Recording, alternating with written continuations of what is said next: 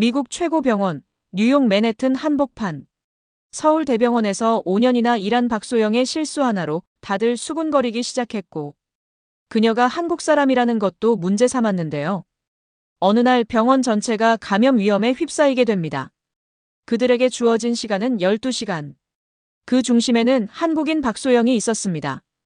여기서 잠깐 구독과 좋아요는 영상 제작하는데 큰 힘이 됩니다. 문이 자동으로 열리자 차가운 공기랑 낯선 냄새가 확 밀려 들어왔어요. 실험실은 퀴퀴하면서도 이상하게도 알코올 냄새에 기계 냄새가 섞여 있었죠. 그게 제가 처음 이 병원 실험실에 발을 디뎠던 순간이었어요. 저는 조심스럽게 안으로 들어갔어요. 하얀 조명 아래 사람들이 흰 가운을 입고 말도 없이 움직이고 있었죠. 누군가는 샘플을 옮기고 있었고 누군가는 컴퓨터 앞에서 빠르게 뭔가를 입력하고 있었어요. 숨소리조차 조용했어요. 새로운 분이죠? 뒤에서 누군가가 말을 걸었고 저는 깜짝 놀라 고개를 돌렸어요. 검정색 안경을 쓴 중년 여성, 이름표에는 테크리드 미셸이라고 적혀 있었죠. 소영 씨 맞죠? 서울에서 왔다던데. 맞아요. 한국 병원에서 실험실 일 했었습니다. 손에 땀이 자꾸 고였지만 저는 최대한 아무렇지 않은 얼굴을 하려고 했어요. 크레스트몬트 병원 첫 주. 뉴욕의 심장부 맨해튼에 있는 이 병원은 미국에서도 손꼽히는 곳이었죠. 서울대병원에서 5년 동안 일했고 당당히 이직해서 미국까지 왔는데 저는 아침마다 출근길이 두려웠어요. 일단 자리는 저쪽이에요. 프린트물 보시고 샘플 라벨부터 확인해 주세요. 말투에 특별한 감정은 없었어요. 그냥 관심이 없는 거에 가까웠죠. 하지만 그게 더 무섭더라고요. 여기 사람들한텐 난 그냥 또 한 명의 신입이겠구나. 누가 나를 환영해주는 것도 물어보는 사람도 없었어요. 제 자리는 냉장 보관실 옆 작은 책상이었어요. 샘플 트레이랑 모니터가 놓여 있었고 문에는 LOWPRIORITY라는 노란 스티커가 붙어 있었어요. 그러니까 지금 당장 중요하지 않다는 뜻이었죠. 그 순간 마음 한켠이 서늘해졌어요. 그걸 보는 순간 가슴이 철렁 내려앉았어요. 처음부터 중요하지 않은 사람처럼 느껴지는 건 왜일까? 오후쯤 교육 담당자가 와서 기계 사용법을 알려줬어요. 근데 설명이 너무 빠르고 전문 용어도 낯설었죠. 여기선 EDTA 튜브는 5분 이내에 로딩해야 해요. 안 그러면 세포 터집니다. 저는 고개를 끄덕였지만 솔직히 다 이해한 건 아니었어요. 괜찮아요? 누가 물었지만 이미 돌아서서 가버렸어요. 그 짧은 순간 저는 뭔가 큰 실수를 한 기분이 들었어요. 내가 너무 무모했나 왜 여기 온다고 했을까? 한국에 있을 땐 다들 제 이름을 불렀어요. 박 선생님, 이건 어떻게 보세요? 소영 씨, 그거 정확하네요. 그런 말들이 익숙했는데 여긴 아무도 제 이름을 기억하려 하지 않았어요. 그날 퇴근할 때 옆문으로 나왔어요. 정문은 너무 밝고 사람도 많아서 그냥 조용히 나가고 싶었거든요. 건물 뒤편 차가운 바람이 옷깃 사이로 파고들었고 저는 어깨를 으쓱했어요. 밤하늘은 어두웠고 제 기분도 그랬어요. 그래도 여기서 버텨야 해. 다시 돌아갈 수는 없잖아. 가방 속에 있는 오래된 실험 노트가 무겁게 느껴졌어요. 그 안에 있는 건 과거의 저였고 낯선 미래 속에서 다시 저를 증명해야 했어요. 그리고 다음 날 아침 문이 갑자기 쾅 하고 열렸고 모두가 멈췄어요. 숨가쁜 얼굴로 간호사가 피 샘플을 들고 뛰어들어왔어요. 이거 라벨이 완전 잘못됐잖아요. 누가 한 거예요? 숨소리 하나 없을 만큼 실험실이 조용해졌고 저는 샘플을 보는 순간 가슴이 철렁 내려앉았어요. 기울어진 피, 떨린 숫자 7. 제 글씨였어요. 제가 했어요. 목소리가 너무 작게 나왔어요. 간호사는 단호하게 말했죠. 이런 실수로 혈액형 바뀌면 수술이 잘못될 수도 있었어요. 저는 고개를 끄덕이며 죄송해요. 더 조심할게요. 그런데 뒤쪽에서 누군가가 작게 말했어요. 제 영어도 제대로 못하잖아. 왜 여기 있는 거야? 누군가 킥하고 웃었고 아무도 그 말에 반박하지 않았어요. 감독자가 들어와 조용히 말했어요. 이건 보고 들어갈 거예요.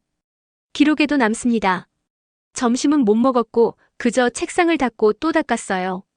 차가운 냉장고 문에 이마를 잠깐 기대고 속으로 중얼거렸어요. 여기 있으면 안 되는 사람인가 봐. 한국 병원이 생각났어요. 거긴 익숙했고 제가 뭘 하고 있는지 분명히 알고 있었어요. 한국에선 이름 라벨 붙이는 것도 교육받을 때 제일 먼저 배웠거든요. 한 글자라도 흔들리면 다시 쓰라고 했고 그게 환자 예우라고 배웠어요. 그래서 그런지 한국에선 제 글씨만 봐도 정확하다는 말 들었었는데 여기에선 그냥 실수한 외국인일 뿐이었죠. 그날 밤 집에 돌아와 침대에 앉았어요. 불도 안 켜고 천장만 바라봤어요. 한국에 남았어야 했나? 서울대 나왔다고 하면 다들 믿어줬는데 한국에선 서울대라면 실험 정확도, 데이터 신뢰도는 말 안 해도 인정받았어요. 근데 여기에선 그냥 영어 발음이 안 된다는 이유로 고개를 돌리더라고요. 가방에서 실험 노트를 꺼내 다시 펼쳤어요. 손으로 그렸던 차트를 따라가다 눈물이 날 뻔했어요. A를 정말 좋아했는데 그때 실습생 한 명에게 문자가 왔어요. 걱정 마요. 누구나 실수해요. 그 간호사 원래 그래요. 당신만 그런 거 아니에요. 진짜로 팀의 절반보다 당신이 훨씬 똑똑해요. 휴대폰을 꼭 쥐고 잠시 앉아 있었어요. 그 순간 가슴 어딘가에 작은 숨통이 트이는 느낌이 들었어요. 그래, 모두가 날 그렇게 보진 않을 수도 있겠구나. 그리고 결심했어요. 단순히 조심하는 게 아니라 남들보다 예리하게 보자. 실수 하나 없이 완벽하게 해내자고요. 내일도 실험실에 가야겠지만 이번엔 좀 더 단단해진 마음으로요. 문 두드리는 소리에 깜짝 놀랐어요. 피펫팁을 채워넣고 있었는데 똑똑똑 3번 또렷하고 빠른 소리가 들렸거든요. 박씨. 그날은 아침부터 뭔가 이상했어요. ICU 쪽에 긴급 호출이 많았고 혈액 샘플이 예정보다 훨씬 많이 올라오고 있었죠. 왜 이렇게 갑자기 감염 케이스가 늘지? 누구도 명확하게 대답하진 않았지만 다들 조금씩 긴장한 눈빛이었어요. 저는 평소처럼 검체들을 정리하고 있었어요. 그때였어요. 누군가 제 뒤에 와서 조용히 섰어요. 뒤돌아보니 문 앞에 멘데즈 박사님이 계셨어요. 이 병원 병리학과의 책임자. 저한테 직접 말을 건 건 처음이었죠. 소영 씨. 그 짧은 2글자에 가슴이 쿵 내려앉았어요. 아직도 저를 그렇게 불러주는 사람이 있다는 게 놀라웠거든요. 박사님은 잔뜩 파일이 든 클립보드를 들고 조금 급한 말투로 말했어요. 중환자실 샘플 중에 혈액형이 이상한 게 있어요. 확인 좀 부탁해요. 그냥 2번째 눈이 필요해서. 2번째 눈. 그 말에 저는 순간 멈칫했어요. 며칠 전 라벨 실수로 모두의 눈총을 받았던 저한테 다시 맡긴다고요? 저요? 실수할 여유가 없는 상황이에요. 저는 조용히 고개를 끄덕였어요. 보고서를 받아들면서 손끝에 힘이 들어갔죠. 첫 번째 샘플. 백혈구 수치가 높았고 염증 반응도 있었어요. 혈소판 수치가 너무 높았어요. 감염 초기치고는 이상하네. 그 다음 혈액형. B형 RH. 순간 머리가 멈췄어요. 분명 8번 침대 환자라 했는데 그분은 74세. O형 RH-였어요. 수혈 기록도 없었고요. 다시 차트를 확인했어요. 일주일 전 기록은 분명 O형. 이건 보고서가 바뀐 거였어요. 샘플은 맞는데 결과지가 다른 환자 거였던 거죠. 12번 침대. 수술 회복 중인 30대 여성. 그 환자의 결과와 바뀌어 있었던 거예요. 저는 바로 박사님을 찾았어요. 박사님, 이거 실수일 수 있어요. 무슨 실수요? 혈액형이 안 맞아요. 아마도 결과 보고서가 잘못 붙은 것 같아요. 박사님은 말없이 차트를 넘겨보셨고 이내 자리에서 일어나셨죠. 10분쯤 지났을까 ICU 간호사가 실험실 문을 벌컥 열었어요. 그쪽이에요? 혈액형 문제 찾은 분? 살렸어요. 환자. 그 말에 저도 모르게 입을 가렸어요. 그 수혈 들어갔으면 5분 안에 심정지 왔을 거예요. 그 순간 다리가 풀릴 뻔했어요. 누구 하나 알아주지 않던 자리. 한국 사람이라서 그런 거 아니야? 말을 들었던 자리. 그 자리에서 제가 누군가를 살렸어요. 그날 밤 저는 퇴근길에 고개를 들고 걸었어요. 처음으로 도시의 불빛이 나를 비추는 것 같았어요. 창가에 앉아 라면을 끓여 먹으면서도 음악을 틀지 않았어요. 조용한 방 안이 그날따라 편안하게 느껴졌어요. 엄마한테 문자를 보냈지요. 오늘은 잘했어. 그리고 한동안 열어보지 않던 서울대 실험 노트를 꺼냈어요. 이제는 그걸 봐도 눈물이 안 났어요. 빈 페이지 한 장을 넘기고 조심스럽게 써내려갔어요. 케이스 혈소판 수치 불일치, 8번 침대. 확인 혈액형 O형 RH-B형 RH 오류 탐지. 결과 수혈 전 오류 발견 생명 유지. 아마도 정말 아마도. 저는 아직도 과학자인가 봐요. 지하실이어도요. 그날 아침 뭔가 이상했어요. 복도 공기가 달랐어요. 엘리베이터 문이 계속 열렸다 닫히고 누군가는 전속력으로 복도를 뛰어가고 있었죠. 발소리, 전화벨, 바코드 스캐너 소리, 그리고 숨소리까지 전부 날카롭게 들렸어요. 그리고 얼마 지나지 않아 병원 전체에 방송이 울려 퍼졌어요. 전 병리팀 직원은 즉시 본관 실험실로 모여주시기 바랍니다. 즉시입니다. 심장이 쿵 내려앉았어요. 장갑을 벗고 실험 기록장을 덮은 뒤 다른 직원들과 함께 복도로 나섰어요. 아무도 말하지 않았지만 발걸음은 모두 바빴어요. 뭔가 터졌다는 걸 다들 눈치챈 거예요. 실험실 안 멘데즈 박사님이 앞에 서 계셨어요. 그 손에 클립보드가 들려 있었고 눈썹은 서로 붙을 듯 찌푸려 있었죠. 수술 후 발생한 감염이 병원 내에서 확산되고 있습니다.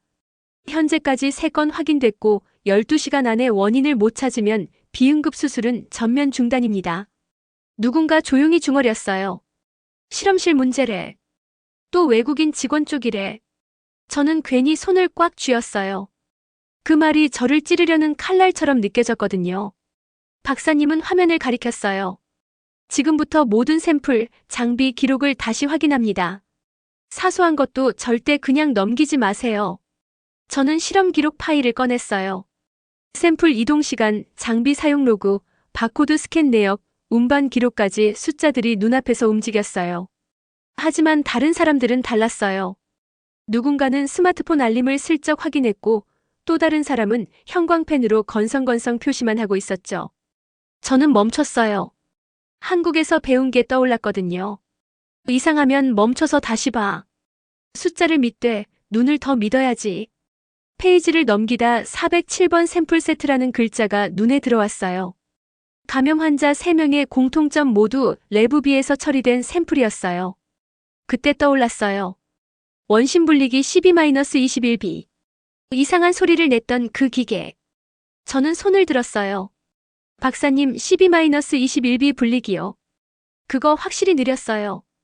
혈장을 완전히 분리 못했을 수도 있어요. 사람들 시선이 한꺼번에 쏠렸어요. 박사님은 다가와 제가 표시한 로그를 확인하셨어요. 그리고 고개를 끄덕이셨어요. 12-21B 즉시 정지. 유지보수팀 레브비로 출동. 여기 기계로 처리된 샘플 전부 재분석 들어갑니다. 30분도 안 돼서 레브비는 비닐 시트로 덮였고 12-21B는 푸른 바퀴에 실려 조용히 실험실 밖으로 나갔어요. 저는 숨을 내쉬었어요. 하지만 일이 끝난 게 아니었어요. 긴 하루의 시작이었고 그날 밤까지 샘플을 다시 분석해야 했죠. 정말 기적처럼. 다음 날 아침 감염 확산이 멈췄다는 소식이 전해졌어요. 더 이상 신규 감염자는 없었어요. 복도에서 마주친 간호사들이 조심스럽게 웃기 시작했고 그동안 굳어있던 실험실 공기가 서서히 풀리는 게 느껴졌어요. 그리고 그 순간 저는 책상에 앉아 혼잣말처럼 중얼거렸어요. 괜찮아, 오늘은 내가 뭔가 해냈다. 그 다음 날 아침 실험실 문을 열자마자 테크 한 명이 다가왔어요. 손에 커피컵을 들고 있었어요. 이거 어제 덕분에요. 조금 어색했지만 분명한 감사였어요. 깜짝 놀라서 눈을 깜빡였는데 옆에서 또 다른 사람이 웃으며 저를 향해 고개를 끄덕였어요. 심지어 멘데즈 박사님도 복도에서 저를 붙잡았어요. 박씨, 눈썰미가 참 좋네요. 한국에서 받은 훈련 딱 보여요. 처음이었어요. 한국에서 왔다는 말이 무기처럼 들린 건 지금껏 그 말은 설명이었고 가끔은 벽이었죠. 근데 그날은요, 그 말이 저를 보호해줬어요. 그래, 난 그런 나라에서 배운 사람이야. 그렇게 속으로 되뇌었어요. 그 목소리엔 진심이 담겨 있었어요. 저는 작게, 천천히 웃었어요. 감사합니다. 그날 밤, 퇴근길에 병원 로비를 지나는데 간호사 한 명이 환자 가족과 함께 서 있었어요. 서로 껴안고 있었고 누군가는 울면서도 웃고 있었죠. 그 환자가 누구인지는 몰랐어요. 제가 도운 사람이었는지조차 확실하지 않았어요. 하지만 이상하게도 가슴 안에 뭔가 뜨겁게 차올랐어요. 그게 바로 자부심이었어요. 실력으로 얻은 조용한 하지만 확실한 자부심. 그리고 제가 온 나라에 대한 깊고 단단한 자랑스러움이었어요. 저는 피펫을 다시 채워넣고 있었어요. 그때였죠. 누군가 문 쪽에서 저를 부르더라고요. 좋은 아침이에요, 소영 씨. 깜짝 놀라서 돌아봤는데 ICU에서 일하는 간호사 멜리사 씨였어요. 그분은 지금까지 저한테 단 한 번도 말을 건 적이 없었거든요. 아, 안녕하세요. 저는 얼떨결에 인사를 했어요. 그분은 별일 아닌 듯 고개를 끄덕이고 지나갔는데 저한텐 그게 참 큰일처럼 느껴졌어요. 그날 오후엔 뒷자리 책상에서 샘플 기록을 살펴보고 있었는데 새로 들어온 레지던트 제이크가 제 어깨 너머로 고개를 내밀었어요. 저기요, 그는 조심스럽게 말했어요. 한국에선 도대체 뭘 배우는 거예요? 진짜 대단하신데요. 저는 눈을 깜빡였어요. 그가 웃으면서 말했어요. 아, 진짜요. 그 바이러스 문제 터지기 전에 찾아낸 거 엄청났어요. 저는 조금 부끄럽게 어깨를 으쓱했어요. 작은 것도 소중하게 보라고 그렇게 배웠거든요. 예전 병원에선 유리 슬라이드 한 장도 그냥 넘기는 법이 없었어요. 동료가 실수하면 같이 다시 보고 끝까지 책임지는 분위기였죠. 실수는 숨기기보다 공유하라고, 그래야 환자를 지킬 수 있다고요. 지금 생각하면 그게 진짜 프로였던 것 같아요. 제가 그런 환경에서 자란 게 자랑스럽더라고요. 제이크는 천천히 고개를 끄덕였어요. 진짜 배워야겠어요, 그런 자세. 그가 걸어가고 난 뒤에도 저는 한동안 그 자리에 그대로 서 있었어요. 사람들이 저를 보기 시작한 거예요. 그냥 스쳐가는 사람이 아니라 진짜로 저를 말이죠. 그날 오후 스태프 미팅 때였어요. 모두 메인 실험실에 모였고 의자 끄는 소리랑 낡은 커피 냄새가 섞여 있었어요. 멘데스 박사님이 앞에 서 계셨고 손엔 클립보드가 들려 있었어요. 그분이 주위를 둘러보며 말했어요. 회의 시작 전에 꼭 짚고 넘어가야 할 일이 있습니다. 순간 가슴이 콩닥거렸어요. 지난주 바이러스 사태 당시 그분이 말을 이었어요. 병원 전체에 퍼질 뻔한 상황을 한 사람의 세심한 관찰이 막아냈습니다. 바로 박소영 씨입니다. 모두들 저를 쳐다봤어요. 저는 반사적으로 허리를 조금 더 펴고 앉았어요. 그래서 다음 샘플 안전 교육은 소영 씨가 맡기로 했습니다. 그분의 꼼꼼함은 우리 모두가 배워야 할 부분입니다. 정말 믿기지 않았어요. 누군가는 박수를 쳤고 누군가는 고개만 끄덕였지만 누구도 왜 하필 쟤야? 말하지 않았어요.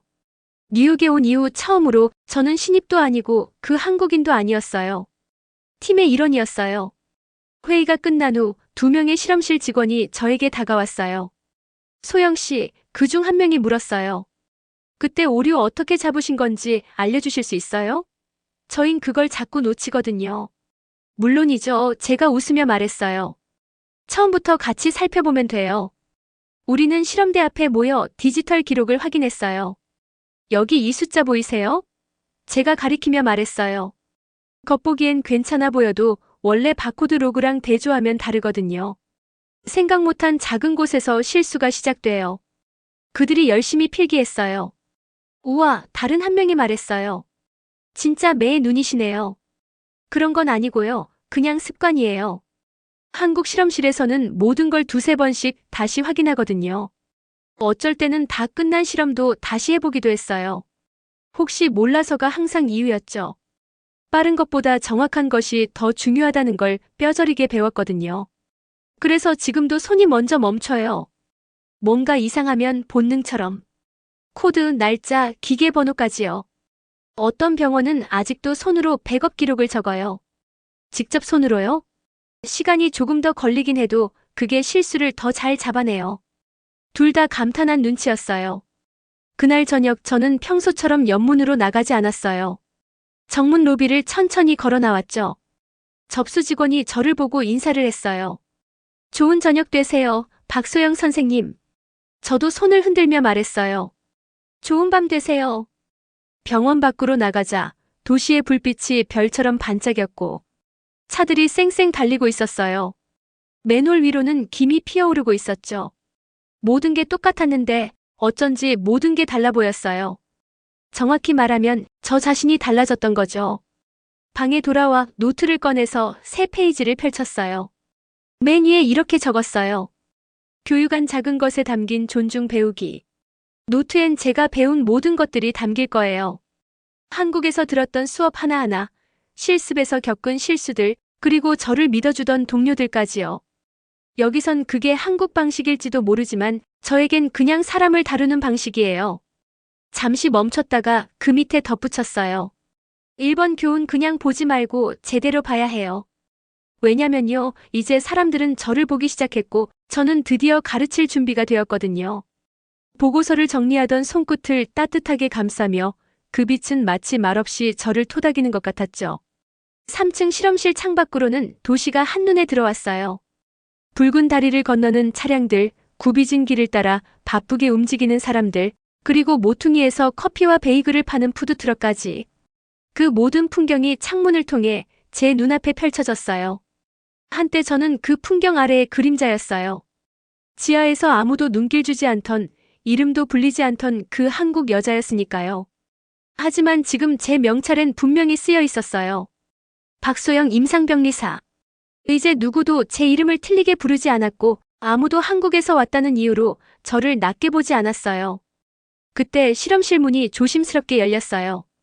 클립보드를 손에 든 젊은 여성이 들어왔고 조심스레 인사했어요. 안녕하세요. 저는 마야예요. 인도에서 막 왔어요. 이번에 새로 배정받았어요. 그 말을 듣는 순간 제 과거가 한순간에 떠올랐어요. 익숙하지 않은 언어, 낯선 장비, 누구도 말 걸어주지 않던 그 침묵들. 저는 조용히 웃으며 그녀에게 다가갔어요. 반가워요, 마야. 저도 그 기분 뭔지 너무 잘 알아요. 그녀는 그 말 한마디에 안도의 숨을 쉬었고 그녀가 잠깐 눈시울을 붉혔어요.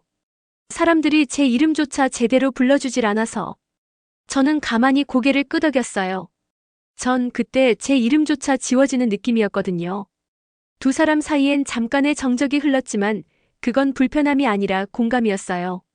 저는 그 모습을 보며 깨달았어요. 이제 제가 누군가의 첫 위로가 되어줄 수 있는 사람이 되었다는 걸요.